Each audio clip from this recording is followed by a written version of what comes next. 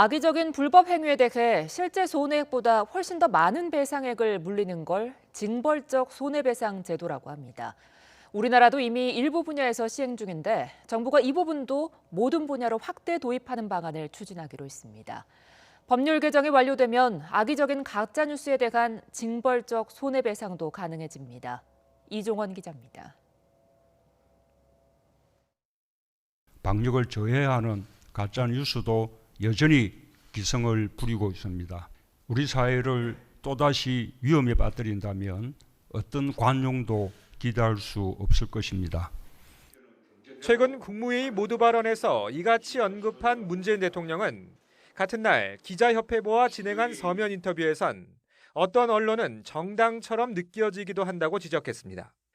SNS에 우후죽순으로 퍼진 가짜뉴스는 물론 일부 기성 언론에 대한 불신을 엿볼 수 있는 대목입니다.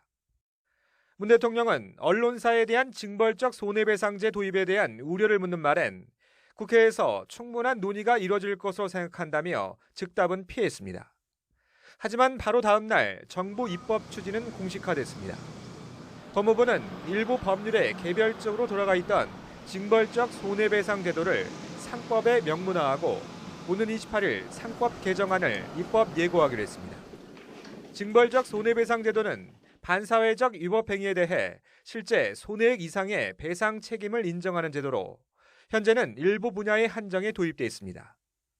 개정안이 그대로 국회를 통과하면 대상은 모든 분야로 확대되고 손해배상 책임은 실제 피해액의 5배까지 물게 할 수 있습니다.